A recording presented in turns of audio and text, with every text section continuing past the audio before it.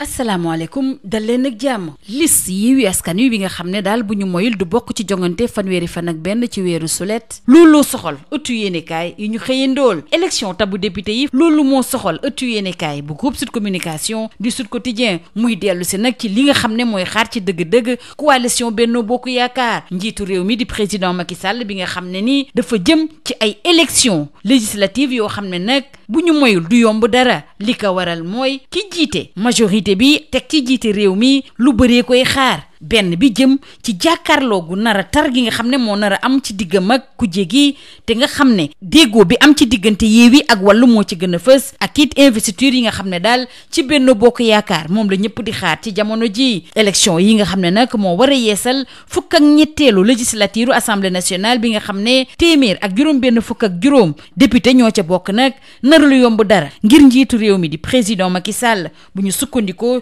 suñu naataangoo bi faree ci avenue Bourguiba muy xamle nag ci Benno Bokk Yaakaar daal ak tekkite kaaral la ñu fa nemmeeku jëmale ci investiture yi waaye lii xaar Macky Sall nag ñaar la benn bi mu fexe ba tànneefu Mimi Touré waa APR ak it ñi mu àndal ci Benno Bokk Yaakaar nangu ko waaye njiitu réew mi it leen lu koy xaar mooy tànn ñeent fukk ak juróom benn tête de liste départementale yi nga xam ne ñoo war a wër ndomb réew mi ñu des ak Sud Quotidien waxtaane li nga xam ne moo gën a soxal ëttu yéenekaay yi ñu xëye ndool jëmale ci lii xaar liste bu Yewwi Askan Wi ci Ndakaaru bu ñu moyul boobu la liste narul bokk ci yooyu la jongante moo tax it Barthélémy Dias maire bu Fuuta la def mi ngi soñu waa Ndakaar ñu jóg taxaw temm Barthélémy Dias ne lii lépp nag ak complot d'état la muy artu bu baax a baax ci biir Vox Populi mu ne duñu nangu benn yoon seen liste boobule ñu bañal leen ko te loolu bu amee nag élection si boppam moo narul am ci Ndakaaru ñu des ak maire bu Ndakaaru muy waxtaani wàllu complot d'état ba tey ci l'info di xam ne li xew ci Sénégal ak bañal bi ñu leen bëgg a bañal seen liste boobu daal lu garaaw la nee na mënatuñu nangu benn yoon ay liste yu parti wala ay coalition de parti daal ñu xañ leen ñu bokk ci ay jongante suñu réew 24 heures jox kàddu it maire bu Ndakaaru di Barthélémy Dias muy xamle ne daal mbiri teguwul benn yoon ci yoon muy xamle ne Déthié Fall di seen mandataire national firndeel na li muy yëkkati nee na musul yóbbu liste bi nga xam ne moom la ñu siiwal ci direction générale des élections loolu nag moo leen ca gën a jaaxal ñu des ci mbir mi ba tey ak laas bi waxtaane bañal bi ñu bëgg a bañal waa Yewwi Askan Wi seen liste Ndakaar boobule te li ko lal nag moo jëm ci wàllu parité maanaam yemale góor ñeeg jigéen ñi ci biir liste bi moo tax it laas ne daal mbiri tàng na jër Barthélémy Dias dem fële ci direction générale des élections ñu def fay dugg par force ci jamono joo xam ne daal waa direction générale des élections rawatina ki nekk ci bopp ba di Tanor Thiendella Fall di leeral liy ñëw nee na daal Barthélémy Dias amul benn sañ-sañ dugg foofule ci DGE ndax du ab mandataire ci jamono joo xam ne it waa Benno Bokk Yaakaar ñoom it dal nañu bu baax a baax ci maire bu Ndakaaru bi ne daal faaw yoon ñu doxal ko suñu réew jëmale ci wàll liste yi ñu des ba tey ak coalition Yewwi Askan Wi ak maire bu Fuuta bi nga xam ne moom la Jamil Sy Bamba Dièye Mamba Guirassy ak Cheikh Tidiane Dièye nekkee ci jamono ji ak Le Quotidien bi xam le ne ginnaaw ni DGE dellu see di leeral mbir yi nag société civile bi nag moom mi ngi seral mbir yi ne daal nañu fexe bu ku nekk ñu may la sa chance ngir nga mën a bokk ci yooyu la jongante ci jamono joo xam ne ci Yewwi Askan Wi nag ab fippul la ñu fa gën a nemmeeku ndax juróom-ñeent ci ñi nga xam ne ñoo fa bokk ñu ngi ñaaw lu doxalin bi ñu amal jëmale si seen kaw nee nañu liste bile daal àndul benn yoon ak valeur yi nga xam ne moom la ñuy woote saa su ne ñu des ak ñoo ñi nga xam ne dañoo mer bu futt fi mu toll nii ci coalition Yewwi Askan Wi ak les Échos dal nañ bu baax a baax ci Khalifa ak Sonko teg lu ne ci seen kaw ndodd Yewwi Askan Wi daal dafa jëm ci tasar bu ñu sukkandikoo ci Le Témoin Quotidien L'Observateur xam le ne lii yëpp daal mi ngi jóge ci investiture yi mu dellu si kayit yi nga xam ne moom la Cheikh Bamba Dièye ak ay ñooñam génne di ñaawlu bu baax a baax taxawaayu ñenn ci seen responsable ci coalition Yewwi Askan Wi nga xam ne tasar la def bu ñu sukkandikoo ci le mandat li am ci kujje gi soxal na it le vrai journal ni fi mu toll ni daal tàng na jër ci biir kujje gi diggante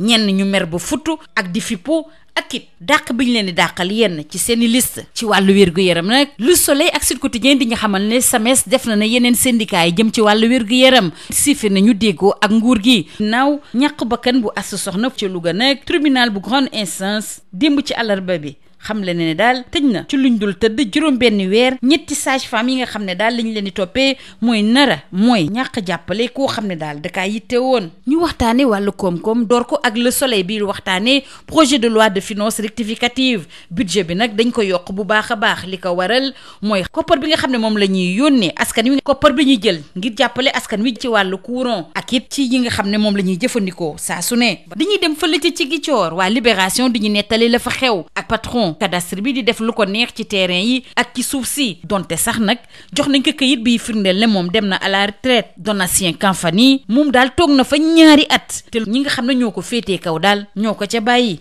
of nag dal na ci kawam bu baax a baax ñu des ak waa lof nag ak réew mi quotidien bi ñuy xamal ne ci atum 2021 yeggee nañ leen luy tolloog téeméeri plainte ci atum 2012 ba tey jële nag junni ak juróom-ñaari téeméer ak juróom fukki plainte indi nañu ko foofulee tàggat yaram door ko ak waa SAD bii waxtaanee wàllu Sadio Mané waa Liverpool ñu ngi def seen kéem kattan ngir mu bañ faa jógee ci jamono joo xam ne daal ñu ngi xam le ne mën naa dem ci Barça wala ci Bayern record di ci firndeel SAD le quotidien du sport di xam le ne Liverpool fas yéenewul benn yoon tàggalikook Sadio Mané ñu jeexale kook waa sunu lomb bi dellu si bu baax a baax ci gaañu-gaañu yu bëri yi nga xam ne moom la ñu nemmeeku ci arène gi ci ay mbër balaa ñuy amal seeni combat càmbar bu baax a baax anam yi nga xam ne moom la yooyu le mbër di tàggatu balaa combat yooyu ñu war a amal lii moo gënoon a fës ci ëttu yéenekaay yi ñu xëyandool ñu yendoog jàmm. Bonjour. Les menaces de forclusion de Yewwi Askan Wi à Dakar intéressent la presse du jour. Législative 2022, confrontation ouverte avec Yewwi Wallu,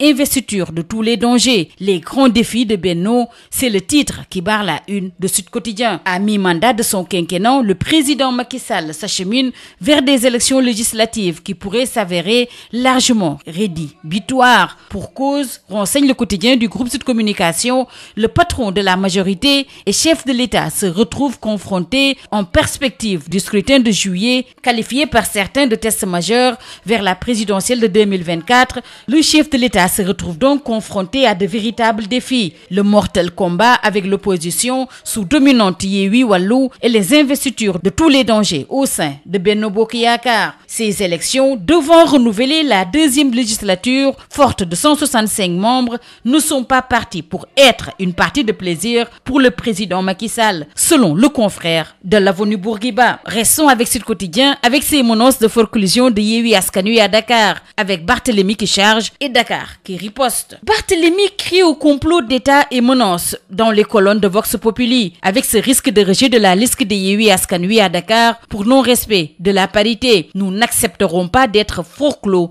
sur cette base. Si notre liste est bloquée, il n'y aura pas d'élection à Dakar, selon le maire de Dakar. Barthélémy dénonce un complot d'État également dans les colonnes de l'Info. Ce qui s'est passé aujourd'hui au Sénégal est d'une extrême gravité. On ne peut plus accepter que des listes de partis ou de coalitions de partis soient exclues à travers un complot d'État avec bien sûr la complicité de certains démembrements de l'État, affirme Barthélémy Diaz. De l'électricité dont l'air relève l'AS, avec Barthélémy Diaz qui tente de forcer le passage pour entrer à la DGE. Barthélémy brandit la falsification. Il persiste et affirme que Moussier Déthié Fall confirme. Il persiste qu'il n'a jamais déposé la liste qui a été soi-disant communiquée à l'opinion. C'est la première aberration, confie le maire de Dakar à 24 heures. Au moment où Tanor Thiendella Fall, le directeur général des élections, recadre et précise, selon la DGE à travers un communiqué, Déthié Fall et Lamine Thiam voulaient faire accepter par cette commission de réception de dossiers de candidature des lettres de démission de candidats en vue de leur remplacement sur les listes déjà déposées. Un tel cas de figure n'est pas prévu par la loi électorale. Restons avec cette contestation des investitures, tous égaux à Yewwi Askan Wi, avec le quotidien qui relève la colère de Djamil Sy, de Bamba Dièye, de Mamba Guirassy, de Cheikh Tidiane Dièye et autres. Au moment où Barth menace et que Benno bande les muscles, la société civile, elle, souffle le froid. Investiture dans les rangs de Yewwi Askan Wi, les frustrés crachent du feu sur Khalifa et Sonko. Ces derniers parlent d'esprit tortueux, inique et hégémonique, selon les Échos. Restons avec ces 9 lieutenants qui se disent victimes d'ostracisme avec Tribune, qui relève également cette rébellion à Yewwi Askan Wi. Cette liste est aux antipodes des valeurs que nous revendiquons. Yewwi est au bord de l'implosion. Barthélémy disjoncte et Benno Bokk Yakaar cogne, informe le Témoin quotidien. Entre frustration et invalidation, c'est la tempête dans l'opposition. Intime conviction du vrai journal. Pour le mandat, Yewwi Askan Wi est écartelé en 1000 morceaux. Le syndicat autonome des médecins, pharmaciens et chirurgiens dentistes a rejoint ses pairs sur le protocole d'accord signé mardi nuit entre le gouvernement et les syndicats de la santé. Ceci pour la stabilité du climat social. Des accords qui concernent le plan de carrière, les indemnités, mais également le recrutement. Parlons économie à présent, tout d'abord avec Le Soleil. Projet de loi de finances rectificative, le budget est en hausse de 357,7 milliards de francs CFA. Un réajustement qui fait suite aux transferts monétaires, aux subventions à l'énergie, au soutien au prix des produits alimentaires. Au moment où Libération nous compte ce qui se passe à Ziguinchor avec cette main basse sur des terrains, la vente du foncier et l'enrichissement illicite, le festin du patron du cadastre, alors que son acte d'admission à la retraite lui a été notifié. Donatien Kanfani est resté en poste pendant 2 ans avec la complicité de ses supérieurs. Le mis en cause, toujours selon Libération, reconnaît la vente de terrain. L'OFNAC l'accable pour concussion et enrichissement illicite. Justement, restons avec l'OFNAC, avec Rewmi Quotidien, qui informe a reçu son plainte en 2021 et 1750 depuis 2012. L'Office a également reçu 851 déclarations de patrimoine. En sport, le quotidien du sport s'intéresse à Sadio Mané. Annoncé au Barça et au Bayern, Sadio est dragué par Liverpool pour qu'il reste. Il n'ira nulle part. Restons avec Sadio Mané, avec Record qui informe que Liverpool est déterminé à le garder. Restons avec Record qui informe que son match contre l'Argentine annulé, le Brésil lorgne le Sénégal. Stades s'intéresse à la Premier League avec un de Brain diabolique. City entrevoit déjà le titre. Terminons par Sunu Lamb qui relève ses nombreuses blessures d'avant-combat dans l'arène. Les méthodes d'entraînement des lutteurs sont remises en question, selon le confrère, qui revient sur ses cascades de défection et donne la parole au coach Lamine Diao. Il déclare « Les lutteurs mettent trop de poids sur leur corps. C'est tout. À vos journaux et très bonne lecture. »